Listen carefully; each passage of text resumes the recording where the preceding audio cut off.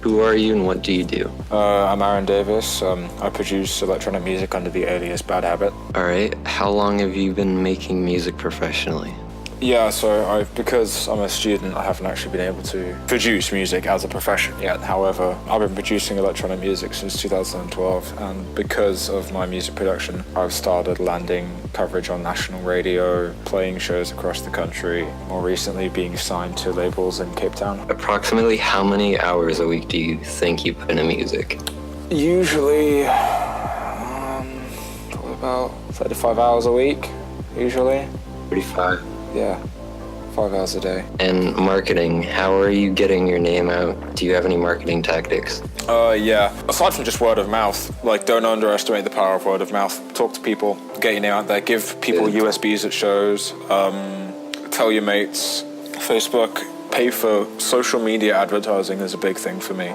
How hard is it to break into the music scene? Do you think you're on that path, and do you believe I have what it takes? I think the music industry as a whole, it can be difficult depending on how you approach it. If you approach it with an open mind, spend as little time, sitting on Facebook just watching other producers complain about how terrible the industry is. If you spend that time making music and working on your craft, then yeah, you'll make it.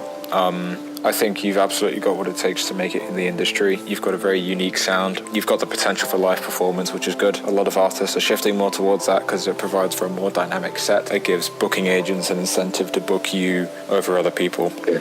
Yeah, that's that. Who are you and what do you do? So I'm Jack Ramsey. I'm from New Jersey, under the alias Skybreak, and I make electronic music. You make a profit from music? If so, how much do you think you've made? Actually, most of the profits that I do make from my music come from an underground thing called ghost production, which is essentially making a track. It doesn't have to be a track you take pride in, but a track, and you make it for someone else, and they'll pay you a sum of money. Like, for example, one of the most expensive purchases profits I've received from this was $600 for a very generic trap song. However, it is a way to make money while still doing something you love, even if not too prideful. However, more respectably, I like to make more of my money from originals. All right, okay. I am Despois Green, also known as Acids. I'm a multicultural and multi-genre musician, from Philadelphia, Pennsylvania. I am a singer, rapper, songwriter, produce music, and I'm also an audio engineer. I work within a multitude of genres, but I primarily hover around the hip-hop and the electronic music scenes. How long have you been making music professionally? I've been making music professionally for the past 6 years, but I have 11 years of experience on my belt. What made you want to pursue this as a career?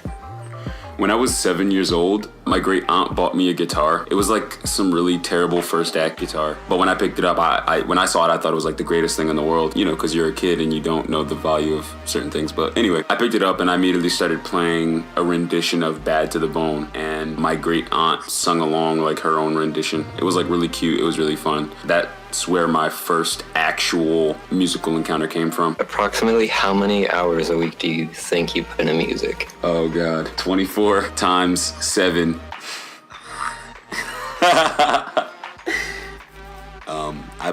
I mean, nowadays that's actually died down a bit because I actually picked up a job, but generally speaking, I put in every single day, hours upon hours in my music.